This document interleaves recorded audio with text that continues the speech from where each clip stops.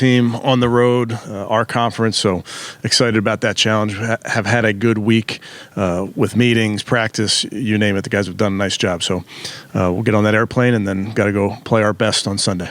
With that, I'll take any questions. Hall isn't listed on the thing. I mean, he's going to make his season debut. How excited are you to see him? And have you seen the last couple of weeks him get, I guess, more physically ready? Yeah, like I have talked to you guys about throughout his rehab. I mean, he's worked very hard. It was a very serious injury that he's worked back from. He continued to take every single day and give it everything that he had, whether it was on the practice field or in the weight room, you name it. I mean, he's been at this thing, and he's looked good. Back, just the opportunity to potentially. Is that your donut right there? Yeah. Looks great from here, Chris. No, I don't. No, thank you. Go ahead. Jack Conklin.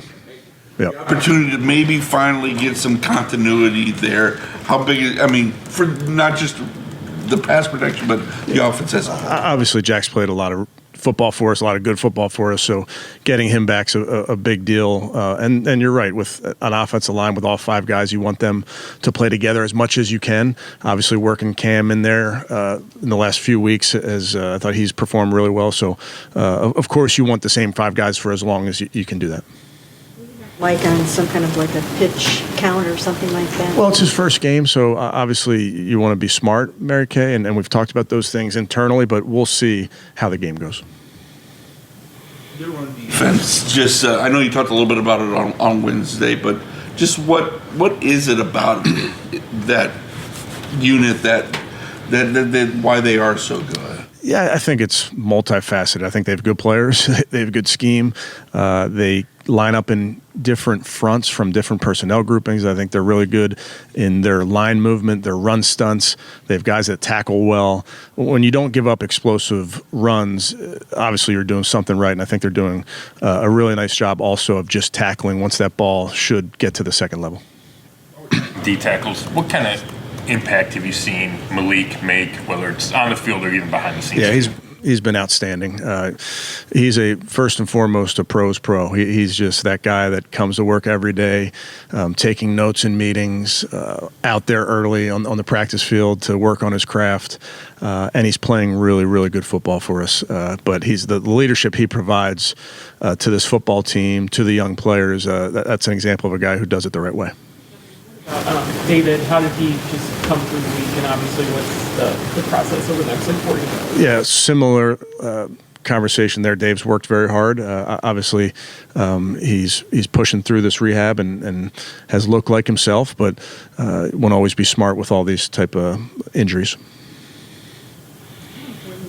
Is it for, if Dave can play, for Dave and Jerry to kind of come through and help support Dylan as much as possible with so many other young guys around him? Yeah, I think we trust all of our guys, Mary Kay, in that pass department, whether it's running backs, wide receivers, tight ends. We trust them to get open, catch the ball, those type of things. And we have some veterans that we're counting on that have done a great job. We have young guys that we're counting on that have done a great job. So just got to continue to work everybody in there and get comfortable. Dylan's obviously done a good job of protecting the football, not throwing the interceptions. How do you balance, protecting the football, but you do want the quarterback, to take some chances, especially when you're trying to get downfield? Yeah, I think, I mentioned that, I don't know if it was Wednesday, but you want to be smart, aggressive. You don't want to be aggressive for the sake of it. You don't want to be too conservative just for the sake of it. Obviously, we know how important the football is to winning and losing. On defense, we're trying to take it away on every single down. As a quarterback, you have to play each play as its own thing. Every play has an intent, and you have to trust your progressions, trust your eyes, ultimately, and then deliver accurate footballs. But you're making those type of decisions play in and play out about when you can let it rip and when you have to be smart. That's a thing that every quarterback goes through for the course of 60 minutes. Go ahead, Coach. When you look at the Patriots offense, the way they use Hunter Henry and Austin Hooper, how does that add to their pass catching unit, because you have two tight ends that they use in different ways? Yeah, they do a great job with their tight ends. Hunter Henry's outstanding. couple guys here have played with him and can talk about his skill set, and he's a really impressive player. Obviously, we know Hoop really well, very, very versatile, good in the run game, good in the pass game. So it allows them to deploy those guys in a variety of ways, whether they're in line, they're blocking, or they're opened up, that they can do a bunch of different things. Moving Myles around and what that can do to defense. For you guys, is there also a balance there between that and just anchoring it at one spot and what that does for you defensively? I think it's so dependent on the game, dependent on the matchup. There's so many factors that go into it. There's great rushers around the league that move around. There's great rushers around the league that don't. But it's so dependent on the factors of that particular game. The advantages that Mike might have being in this building last year. Is there any advantage for you guys having him in this building on your side? I think it's probably overstated on both sides of that. We have had a lot of conversations over the course of time about football and philosophy and game situations, what you would do here, what we would do there. But I think at the end of the day, it's a game that they're preparing for with a full week's worth of practice. We're preparing for with a full week's worth of practice, less so of insights from the past. I just don't think that's as much as it might seem that way. I think once you get into a game, you can give somebody your playbook. When the plays come off the sheet, you don't know. For that, you faced Mike before when he was in Tennessee, and I realize personnel changes, that sort of thing.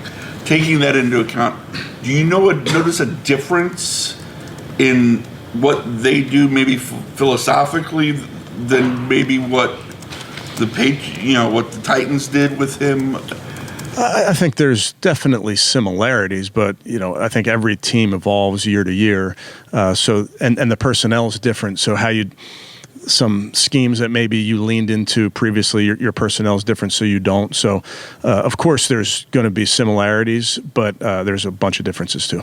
We've had some coaches, Tommy, Ephraim, talk about just being around Mike last year, just in that regard. How did that help having him in this building? Yeah, that was one of the things, I kind of, in my conversations with Raves when we first got started and shaping this role, I wanted him to be a resource to our young coaches. So we kind of set up different things that he did with the coaches, almost mock interviews in some ways, and then just be a resource throughout the season. And I've done that over the years. Kevin Rogers did that for me for a bunch of years. But I think it's really helpful.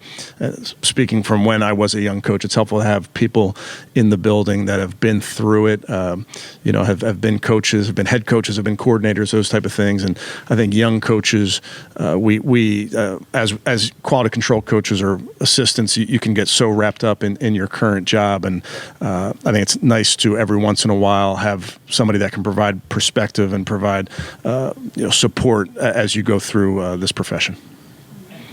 One on the road yet this year. So what is the the philosophy or the strategy for trying to Sure. Yeah. Obviously, what wins on the road also wins at home. You got to play good football on all three sides of it. You have to take care of the ball. You got to take it away. It's one of those things that you still have to play great football regardless of whether the crowd's behind you or not. You mentioned that Drake May sort of feels like a combo between Ben Roethlisberger and Josh Allen a little bit, with his ability to throw the football but also be a bigger quarterback that can move a little bit. Just what type of challenges does that sort of present the defense when you got to kind of account for both those things and a guy that's harder to bring down? Yeah, historically, just having faced quarterbacks like the guys you mentioned, you see around the league, it's difficult when you have quarterbacks that can, it's not there, go do something with it and can tuck it. And it's very hard on defenses. It's hard to cover for that long. And then obviously you have to be able to tackle that player. So there's definitely a dual threat element to his game. Now he can make every throw. He's making great decisions. He's very accurate. So this is a situation where he's going through his progressions and he's delivering in a timely manner, but he also has that element where he can get out and go. So it's a challenge for a defense.